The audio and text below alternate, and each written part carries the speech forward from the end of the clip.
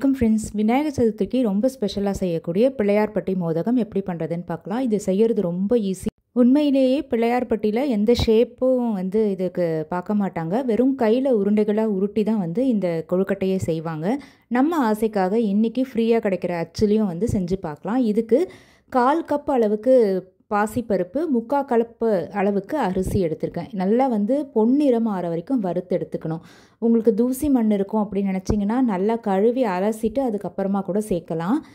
நல்லா கோல்டன் ப்ரௌனாக வாசம் வர வரைக்கும் வறுக்கிறது தான் இதுக்கு முக்கியம். அது அப்படியே ஆறட்டும். இப்போ 1 டீஸ்பூன் நெய்யில் 1 டீஸ்பூன் எள்ளு, ஒரு 2 டீஸ்பூன் அளவுக்கு தேங்காய் துருவல் சேர்த்துருக்கேன். 1 கப் அளவுக்கு பொடிச்ச இந்த ரவை மாதிரி பொடிச்ச அளவுக்கு 2 கப் அளவுக்கு தண்ணி சேர்த்து கொதிக்க வச்சுருக்கேன். நல்லா கொதிக்கும் போது சிம்மில் வச்சுட்டு நம்ம அரைச்சி வச்சுருக்கிறது அதில் சேர்த்துடலாம். இதில் முக்கியமானது மாவு பதத்துக்கு இதை அரைக்கக்கூடாது. 1-2 தான் இருக்கணும். ரவை பதத்துக்கு தான் இருக்கணும். கைவிடாமல் நல்லா மிக்ஸ் பண்ணிக்கோங்க. கட்டி உருண்டை இல்லாமல் இது அப்படியே மிக்ஸ் ஆகட்டும். இந்த தண்ணியிலே அது நல்லா வெந்துடும். ஈஸியாகவும் இருக்கும். இப்போ எந்த அளவுக்கு நம்ம இந்த மிக்சர் எடுத்தோமோ அதே அளவுக்கு வெல்லம் எடுத்துருக்கோம். 1 கப் தண்ணியில் அதை கரைச்சிட்டு அதை அப்படியே இதில் சேர்க்குறேன். நல்லா கெட்டியாக ஆகிற வரைக்கும் இதை அப்படியே சிம்லேயே வச்சிட்டோம் அப்படின்னா கெட்டியும் ஆகும், நல்லா வெந்தும் வரும்.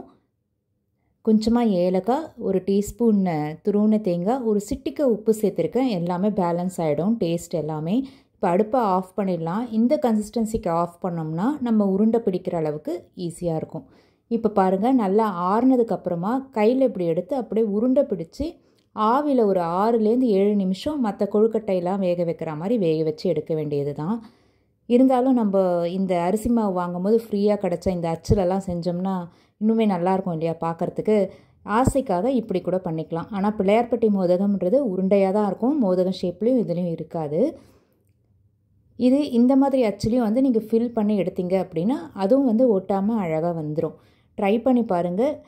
இந்த விநாயகர் சதுர்த்திக்கு இந்த ஈஸியான பாரம்பரிய பிள்ளையார்பட்டி மோதகத்தை செஞ்சு பார்த்துட்டு எப்படி வந்ததுன்றது கீழே கமெண்ட் பண்ணுங்கள். நம்ம சேனலை முதல்ல பார்க்குறீங்க அப்படின்னா சப்ஸ்கிரைப் பண்ணிக்கோங்க.